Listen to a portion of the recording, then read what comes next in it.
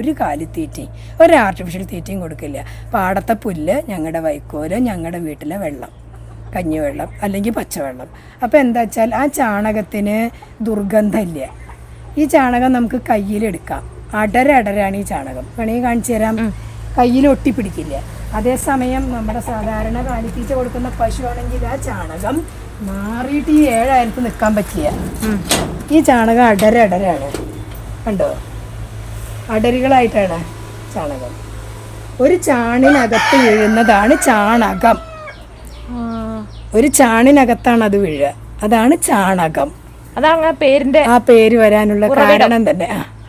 അപ്പൊ ഈ ചാണകം സത്യം എനിക്ക് 46 വയസ്സായി ടീച്ചറെ. ഞാൻ ആദ്യമായിട്ടാണ് ചാണകം എന്നുള്ള വാക്കിന്റെ അർത്ഥം മനസ്സിലാക്കണം. ഒരു ചാണിനകത്ത് വീഴുന്നതാണ് ചാണകം.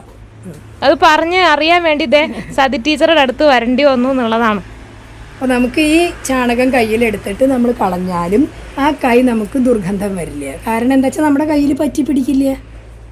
മറ്റേ ചാണകം എന്ന് പറഞ്ഞാൽ പ്ലേച്ചിട്ടാണ്ട് ഒഴുകും. അതിന് കൊടുക്കുന്ന ഭക്ഷണത്തിൻ്റെ ആ സ്മെല്ലാണ് അതിന്ന് വരുന്നത്. പണ്ട് ചാണകം ശുദ്ധീകരിക്കാൻ ഉപയോഗിച്ചിരുന്ന സാധനമാണ്.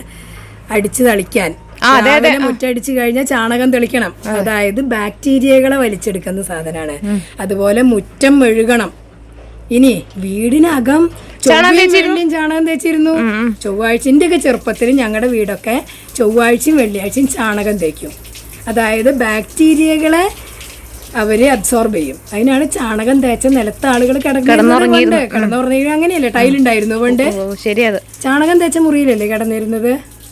ഓർമ്മയുണ്ട്, എന്റെ കുട്ടിക്കാലത്ത് അച്ഛമ്മ പണ്ട് അങ്ങനെ ചെയ്തിട്ടുണ്ടായിരുന്നു. എത്ര വർഷം മുമ്പ്? 40 കൊല്ലം മുന്നേ. ഇപ്പൊ ടൈലായി. ടൈല് തുടയ്ക്കണമെങ്കിൽ അതിന് ഡിറ്റർജന്റ് വേണം, അല്ലാണ്ട് ടൈല് തുടയ്ക്കാൻ പറ്റില്ല. എന്നിട്ടോ നമുക്ക് രോഗത്തോട് രോഗം. പണ്ട് എത്ര ആശുപത്രി ഉണ്ടായിരുന്നത് ഇവിടെ? ഇപ്പോൾ ഓരോ ബസ് സ്റ്റോപ്പിലും ഓരോ ക്ലിനിക്കാണ്. അതിൽ മുഴുവൻ ജനങ്ങളുമാണ്.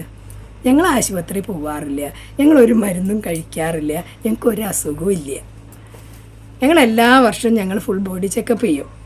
1999 ഉറുപ്പിക കൊടുത്താൽ എല്ലാ ചെക്കപ്പും ചെയ്യും. ഒരു പ്രശ്നം ഇന്നേ വരില്ല. ഷുഗർ അധികമില്ല, പ്രഷർ അധികമില്ല, കിഡ്നി നോർമലാണ്, ലങ്സ് നോർമലാണ്, ഒന്നിനും ഒരു പ്രശ്നവുമില്ല. ഞാൻ ഒരു മരുന്നും കഴിക്കാറില്ല. കണ്ട, കോഴി വരെ സമ്മതിച്ചു സത്യാണ്. ഇല്ല, ഇങ്ങനെയൊക്കെ ഇത്രയും ആധികാരികതയോടുകൂടി ഞങ്ങൾക്ക് ആർക്കും സംസാരിക്കാൻ പറ്റില്ലല്ലോ ടീച്ചറെ. നമ്മൾ പറയുന്നത് നമ്മുടെ ജീവിതത്തിൽ നിന്നാണ്. അതാണ്.